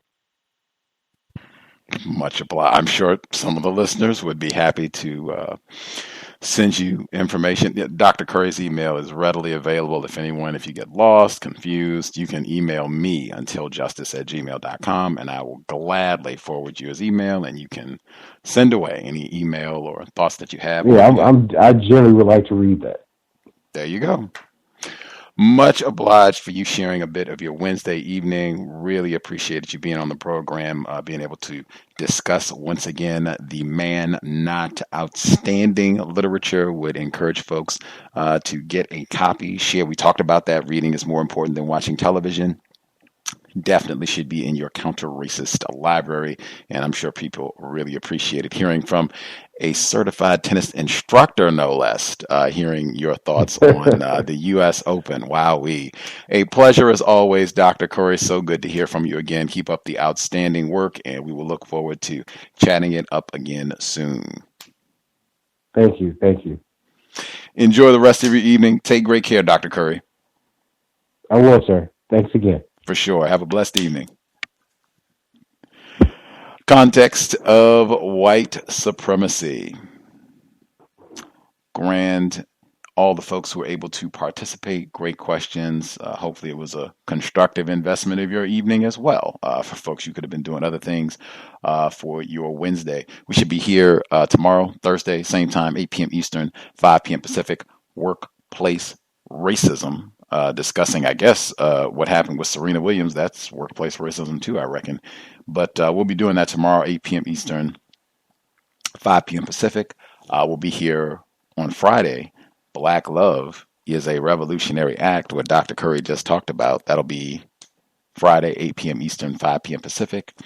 Saturday, the compensatory call-in, 9 p.m. Eastern, 6 p.m. Pacific. We'll review what has gone down over the past 7 days, 9/11 holiday included. Quick, again, make sure that I get out. Listeners in the Virginia, Carolina area, thoughts, concern for your safety. I hope you are taking the warnings seriously. And again, remember Hurricane Katrina. Whites look forward to these types of opportunities to terrorize Black people. We had A.C. Thompson as a guest on this program. He just has been talking a bunch about what happened in Charlottesville last year and the white nationalists, as he says. We had him on the program to talk about the white terrorist actions after Hurricane Katrina and the levee failure in 2009, a decade of the cows.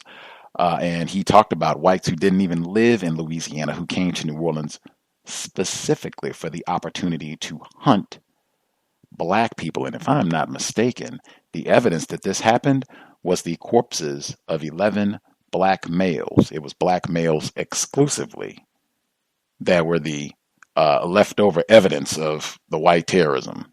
Anywho, remember that for the folks that are in that area. Take the warnings seriously. Also wanted to make sure that I got in, wore my counter-racist t-shirt. I hadn't been wearing it as frequently because it was summertime and it was warmer, but summer ends very quickly in the Seattle area. So it has been frosty in these parts for about the last 2 weeks or so. So I've been wearing my shirt to class again. I wore my shirt, I guess it was Monday. I wore my the Please Treat Me Like I Am a White Person shirt to class, and white woman suspected racist. She says, "Oh, let me see your shirt." So I was kind of bent over putting my stuff down. So I stood up. She's like, "Oh, wow, that is amazing. That is so cool. I wore my Black Lives Matter t-shirt to school last week, and a little girl, she saw my shirt and she said, you know, that's right. They do matter." She had the biggest smile on her face. Like, that was the first time that I've had someone respond in that manner before to tell me about a shirt that they have that is equally cool or similar in their mind to my shirt. I did not have a ready-made response to that one other than, And then I went and sat on my yoga mat. But next time around, I will be prepared. If anything that is related to Black Lives Matter, to just tell the truth, I'll be able to say honestly, that is exactly why I hate that phrase. But that is rampant in Seattle. I am not surprised at all. I think I said earlier in the year, I would wear my shirt to class.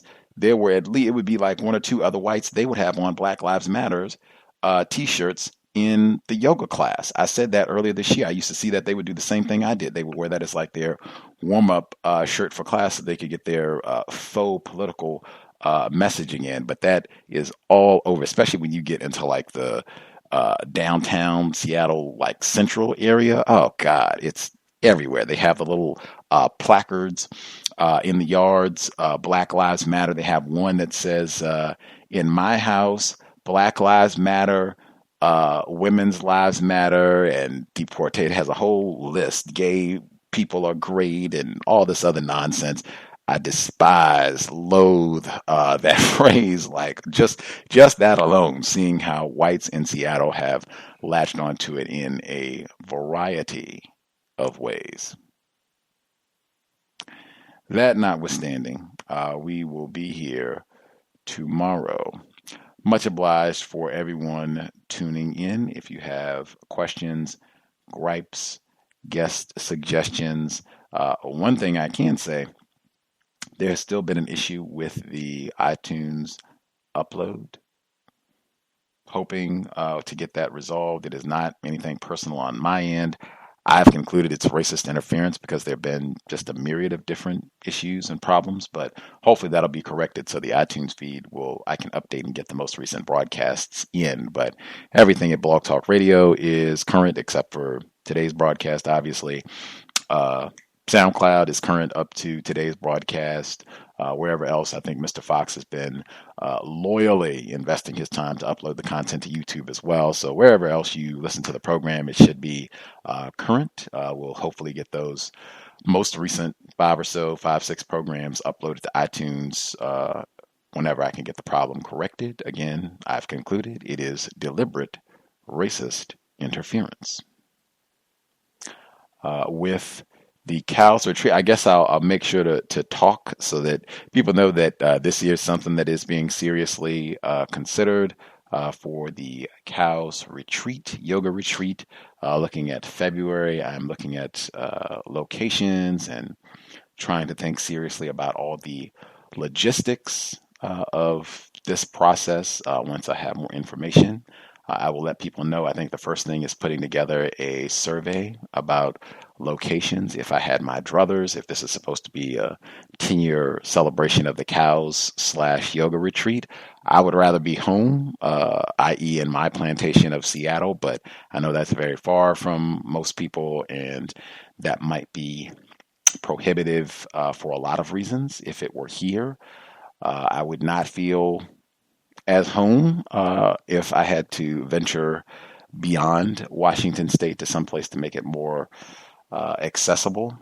I was tentatively looking at locations, but that will probably be one of the first things to send out, like a survey to see, what would be the preferred location for the retreat. Looking at places, Florida is definitely there. I think Florida is there for many reasons, but if I had to leave Seattle in February, I would not be too upset about being in South Florida, unless they have a hurricane. That being said, we'll have more details to come about that as we proceed. If you have questions, gripes, guest suggestions, again, untiljustice@gmail.com. We are listener supported, counter-racist radio. Invest if you think the program is constructive. Racism-notes.blogspot.com. Racism-notes.blogspot.com.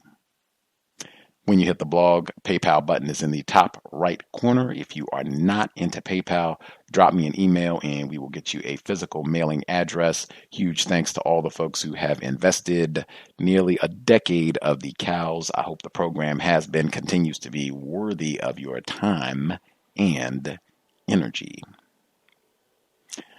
With that, sobriety would be best under conditions of white terrorism. Dr. Welsing and many of the other folks that we esteem would strongly encourage us, let's do everything we can to remain healthy so that we can come to a conclusion as quickly as possible about how to permanently solve the problem. In addition to being sober, each and every time we are in a vehicle, let's be buckled up. Everything we can possibly do to minimize contact with race soldiers, buckled up and sober, whether you are in the driver's seat, passenger seat, being codified at all times. That said, Creator, we ask that you help us remain patient with other Black people, victims of white supremacy. We ask that you help us remain patient with ourselves. Remind us to demonstrate the highest levels of Black self-respect at all times, in all places, each and every time we are in contact with another Black person. It has been time. Replace white supremacy with justice immediately. Cal signing out. Thanks all for tuning in. Nigga, you so brainwashed. I'm a victim, brother. Problem. You're a victim. I'm a victim of 400 years of conditioning. Shut up. The man has programmed my conditioning. Even my conditioning has been conditioned.